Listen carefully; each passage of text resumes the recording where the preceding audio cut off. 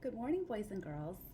I thought I would share an Easter story with you since Easter is on Sunday, and also remind you that tomorrow, Friday, is Good Friday, which means it's technically a no school day. So I hope you spend a nice 3 day weekend relaxing and having fun with your families. So we're going to be reading The Easter Egg by Jan Brett today.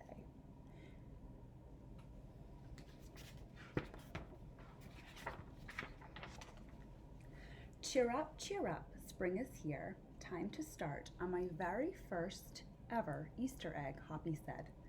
Each year, the bunny who decorated the winning egg got to help the Easter rabbit hide the eggs on Easter morning.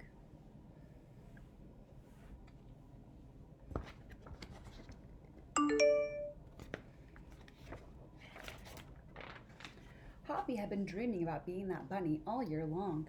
Now it was time to get started. Everywhere Hoppy looked, rabbits were working on dazzling eggs. I need an amazing idea, he thought. Hoppy spotted Flora Bunny planting spring wildflowers in her eggs.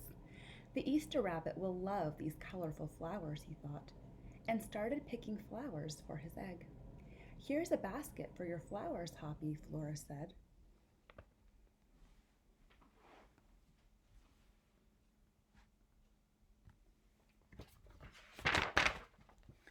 Chop, chop, scrape, scrape, Hoppy spied Buster Birch carving a magnificent wooden egg. I wish I had some wood for my egg, he wished out loud. Here you go, Hoppy, Buster Birch said, and he put a smooth, round piece of wood in Hoppy's basket. Thank you, Buster, Hoppy said.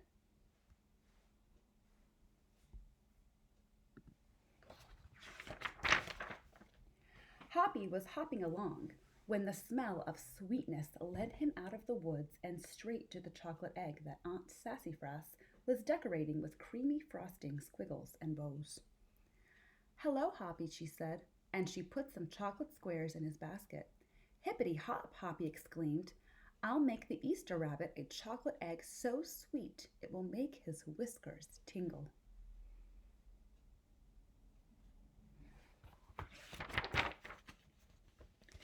Then Hoppy saw Granny Irene decorating one of her fabulous story eggs. First, she traced a design on the egg with a special tool. Then she dipped the egg in pots of yellow, green, orange, and red dye, adding to the design each time. Hoppy couldn't believe his eyes. I'll never make an egg that beautiful, he told Granny Irene. She smiled. Try, she said, giving him one of her special tools.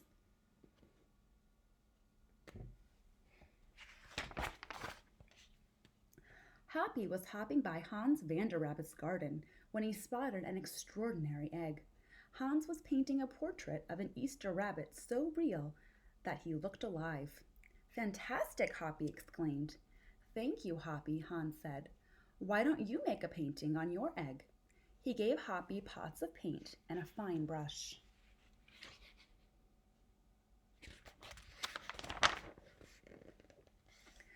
As Hoppy bounced along, a loud boing nearly knocked him on his feet.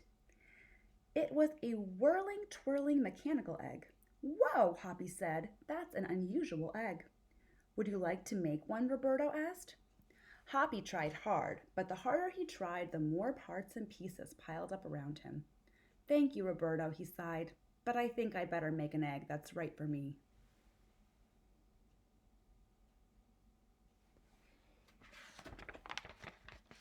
Hoppy hopped back to the woods and lay down under a tall tree to think. Making a beautiful egg is harder than I imagined, he thought. I guess I don't have to win. I just want to make an egg I am proud of.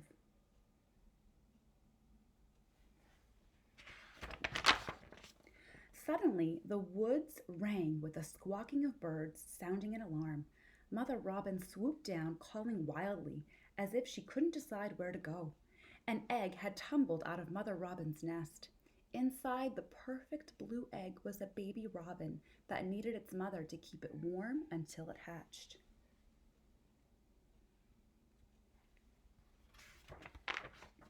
Hoppy knew what he had to do.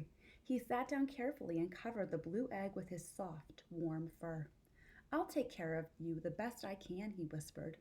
Relieved, Mother Robin chirped and settled down on her other 2 eggs.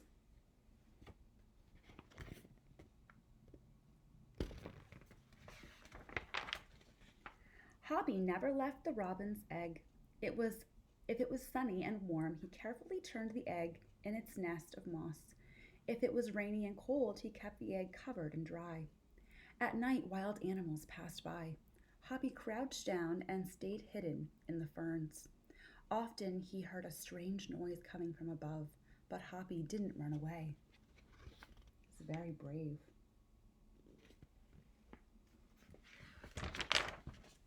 Every day the rabbits worked on their eggs.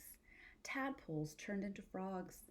Buds swelled into leaves, and Easter came closer and closer.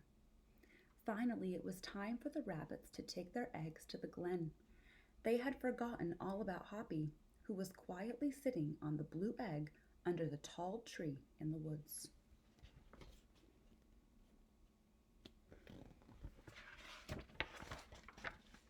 Early the next morning, the rabbits waited for the Easter rabbit.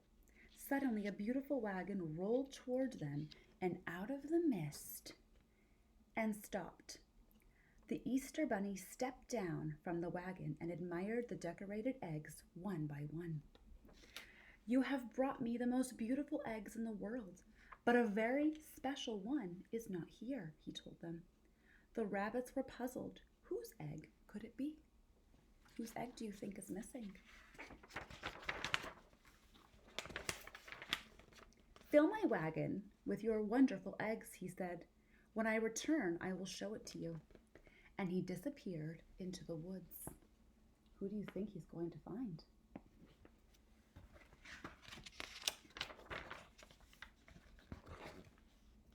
He came back with Hoppy, looking scruffy and bedraggled. "Hoppy has an amazing egg to be proud of," the Easter rabbit told them. "He has kept Mother Robin's egg warm and safe until her baby bird hatched, and she could take care of it."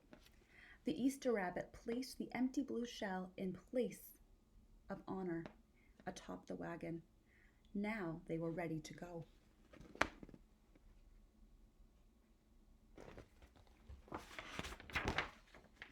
The rabbits cheered for the egg that had surprised them all.